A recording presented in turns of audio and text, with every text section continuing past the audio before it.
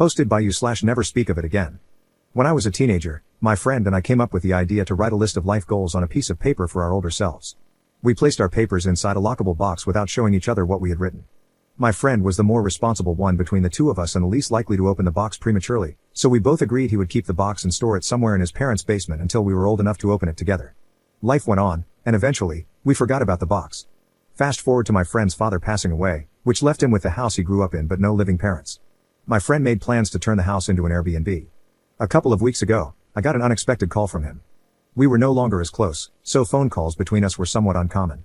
He informed me about his dad, the house, and then mentioned what he had found in his parents' basement, the box. I encouraged him to open it then and there and read what we had written while we were on the phone, but he suggested making it more meaningful by meeting up and reading it in person. Cut to the two of us becoming the four of us at the meeting because our girlfriends had also become invested and involved. So there we all were, at my friend's parents' house, enjoying good food and good company. When the time came to open the box, everyone expressed their excitement. My friend and I had totally forgotten what we'd written, so all of us were going in blind. A toolbox was required to open the box because the key for the padlock was nowhere to be found.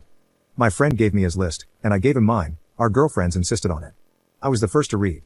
My friend had the following things on his list. 1. Fix my teeth. 2. Make money. 3. Learn other languages. 4. Travel. 5. Learn to cook. 6. Eat healthy. 7. Lose my virginity. 8. Study. 9. Teach. 10. Continue skateboarding until I die.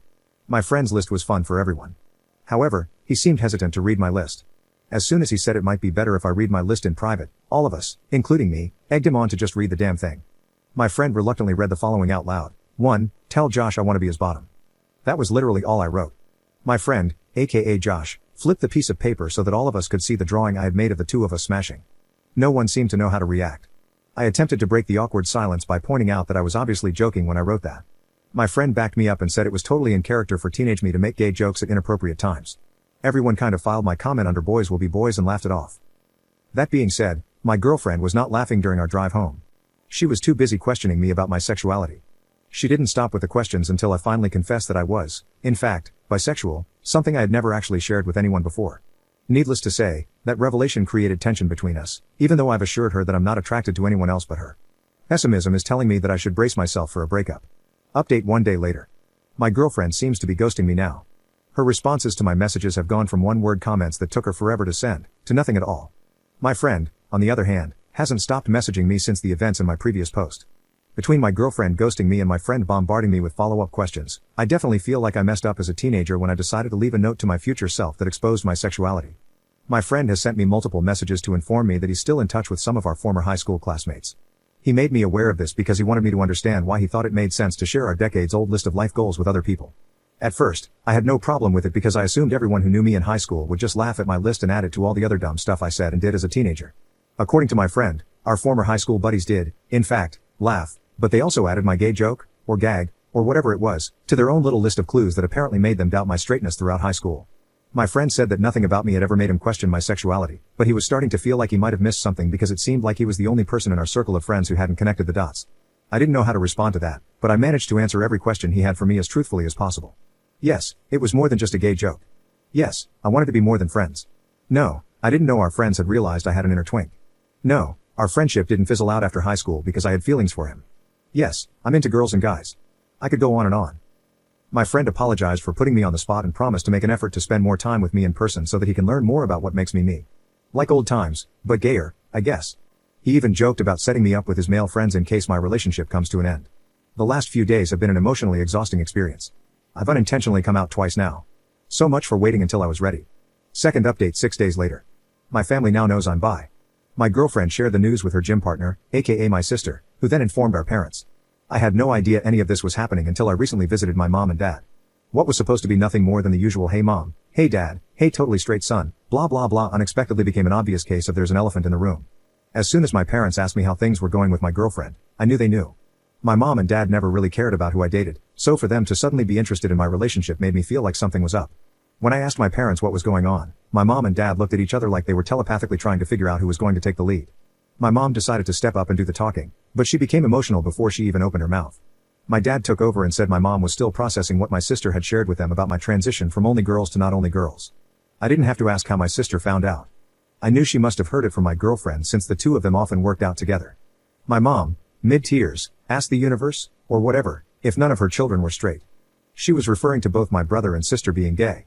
My dad reminded my mom that she had promised to keep her crap together, especially since she'd been through this twice with my siblings.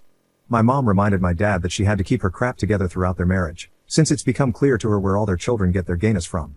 I didn't know what that meant, and I didn't really want to know, so I interrupted whatever was happening between my mom and dad to tell both of them that, for the record, I was not gay, I was bi, but I was still the same person, and I would appreciate it if life could continue as if nothing had changed.